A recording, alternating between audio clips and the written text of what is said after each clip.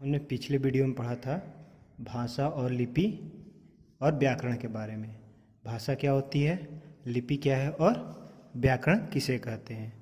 तो आज हम लोग उस पाठ का अभ्यास प्रश्न करेंगे। अभ्यास प्रश्न में का प्रश्न है, निम्नलिखित प्रश्नों के उत्तर अपनी अभ्यास पुस्तिका में लिखिए। इन प्रश्नों का उत्तर किस में लिखना है? अपनी अभ्यास पुस्तिका में लिखनी है।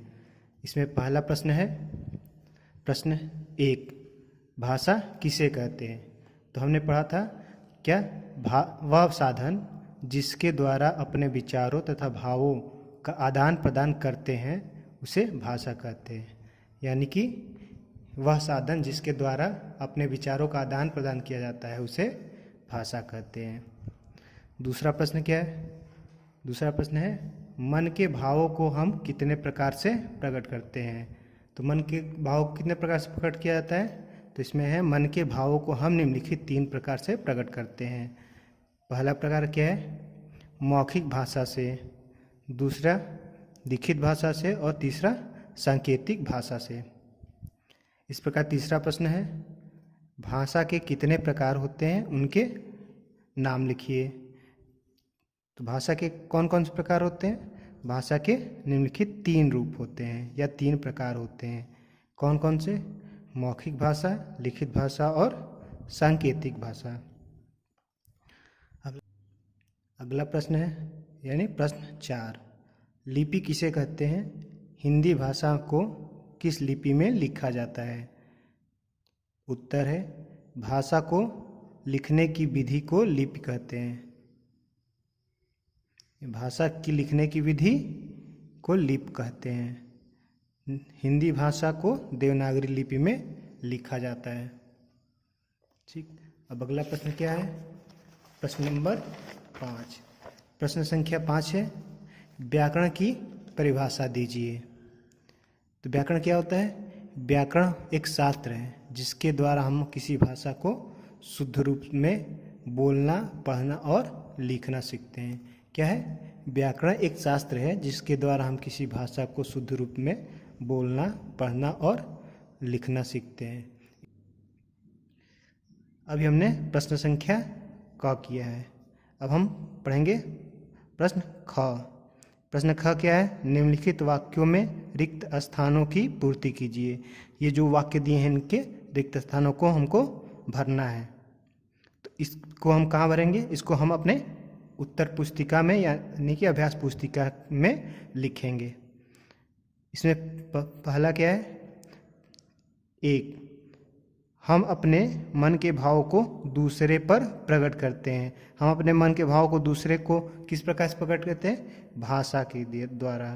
तो क्या लिखेंगे हम इसमें? हम अपने मन के भावों को भाषा द्वारा दूसरे पर प्रकट करते हैं। इस प्रकार दूसरा क्या है? भाषा के रूप होते हैं। तो भाषा के कितने रूप होते हैं? भाषा के 3 रूप होते हैं। तो इसमें क्या लिखेंगे? भाषा के 3 रूप होते हैं। तो इसमें भरेंगे 3। इस प्रकार देखेंगे तीसरा क्या है? तीसरा क्या है? तीसरा है, गूंगे लोग अपने विचार भाषा के द्वारा प्रकट करते हैं।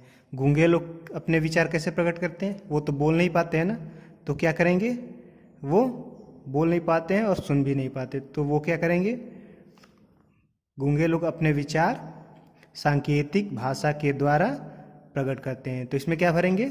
सांकेतिक। ठीक, सही मिलान कीजिए। ग है, सही मिलान कीजिए। हमको सही, इसके जोड़े सही बनाने हैं। जैसे क्या है, यहाँ पे दिया है भाषा और दूसरे लिपि, यानी कि ये जो भाषा दिया है इसको किस लिपि में लिखी जाती है हमको मिलान करना है। तो सब इसको क्या करेंगे हम? उर्दू भाषा के सामने उसकी लिपि लिखेंगे कॉपी में। ठीक, तो इसमें लिखेंगे उर्दू। उर्दू कौन सी भाषा होती है उर्दू की? हमने पढ़ाया था फारसी। तो उर्दू के सामने क्या लिखेंगे? फारसी लिखेंगे। ठीक, फिर अगला है पंजाबी। पंजाबी की लिपि क्या है? गुरुमुखी। तो पंजाबी के सामने क्या लिखेंगे? गुरुमुखी। इसी प्रकार क्या है अगला? अंग्रेजी। अंग्रेजी भाषा की लिपि क्या है? रोमन। तो अंग्रेजी के सामने क्या लिखेंगे? रोमन। ठीक। और हिंदी, हिंदी को की लिपि तो आप सभी को पता होगी, क्या होती है? हाँ, देवनागरी लिपि होती है। क्या होती है हिंदी की लिपि? देवनागरी। तो हिंदी के सामने क्या लिखेंगे? देवनागरी। अब पढ़ेंगे प्रश्न घ। घ क्या है? नीचे कुछ कथन दिए गए हैं, इनमें से जो कथन सही हो उन पर सही तथा जो गलत हो उन पर गलत के चिन्ह लगाने हैं। तो इसमें देखेंगे कौन सा कथन सही है और कौन सा कथन गलत है। तो इसमें पहला क्या है? एक, भाषा मन के भाव को प्रकट करने व समझने का साधन है। तो भाषा मन के भाव को प्रकट करने और समझने का साधन होती है या नहीं? होती है ना। हाँ, तो क्या होगा? ये सही होगा। दूसरा क्या है? भाषा के केवल 2 रूप होते हैं। तो ये गलत होगा, क्योंकि हमने पढ़ा है भाषा के 3 रूप होते हैं। कौन कौन से? मौखिक, लिखित और सांकेतिक। तो ये क्या होगा? गलत होगा। तीसरा क्या है? भाषा का अशुद्ध बोलना व्याकरण में आता है। तो ये भी क्या होगा? गलत होगा, क्योंकि व्याकरण में हम क्या करते हैं? भाषा को शुद्ध रूप से बोलना, पढ़ना और लिखना सीखते हैं, जबकि ये कह रहा है भाषा का अशुद्ध बोलना व्याकरण में आता है। तो ये गलत होगा। 4 क्या है? भाषा का सही व शुद्ध होना आवश्यक है। तो ये क्या होगा? सही होगा, क्योंकि भाषा को सही एवं शुद्ध होना आवश्यक है। अगला क्या है? 5वां, बच्चा जन्म से ही बोलने लगता है। ये क्या है? गलत है, क्योंकि हम लोग देखा है क्या, बच्चे जन्म से नहीं बोलते हैं। वो कितने 1 साल के बाद थोड़ा थोड़ा बोलना प्रारंभ करते हैं, 1-2 शब्द बोलना लगते हैं। तो क्या होगा? ये गलत होगा। इस प्रकार देखेंगे अंगा। अंगा क्या कह रहा है? कह रहा है सही विकल्प चुनिए। तो इसमें हम लोग को 4 विकल्प दिए हैं, इसमें से सही विकल्प क्या है उसको प्रश्न को पढ़ के समझना है और उस पर सही का निशान लगाना है। तो इसमें पहला क्या है?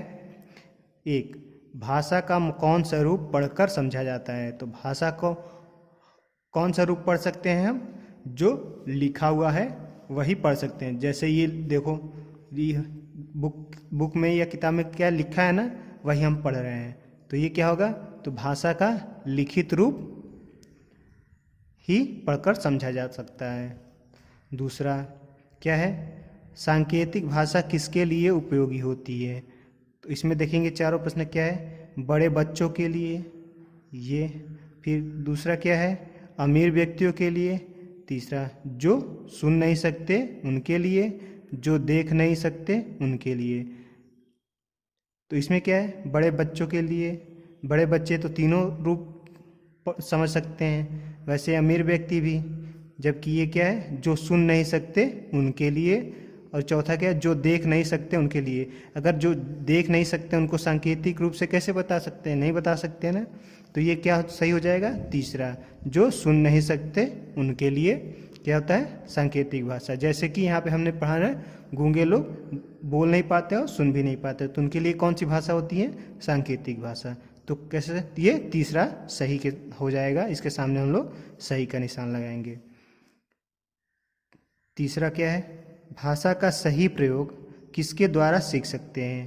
तो भाषा का सही प्रयोग कैसे सीखते हैं? हमने पढ़ा था व्यंजनों के द्वारा या स्वरों के द्वारा, संकेतों के द्वारा या व्याकरण के द्वारा। तो हमने पढ़ा था व्याकरण क्या करता है? हम लोग को भाषा को शुद्ध रूप से बोलना और पढ़ना लिखना सिखाता है। तो क्या हो जाएगा? ये तीसरा से हो जाएगा, व्याकरण के द्वारा। चौथा क्या है? पंजाबी भाषा की लिपि कौन सी होती है। पंजाबी भाषा की लिपि कौन सी होती है? अभी हमने ऊपर पढ़ा है ना। तो क्या होती है? फारसी होती है? नहीं, फारसी उर्दू की होती है। रोमन भी अंग्रेजी की होती है। देवनागरी किसकी होती है? हिंदी और संस्कृत की होती है। गुरुमुखी, हाँ, गुरुमुखी क्या होती है? पंजाबी की लिपि होती है। तो इन प्रश्नों को हमको लिखना है अपनी अभ्यास पुस्तिका में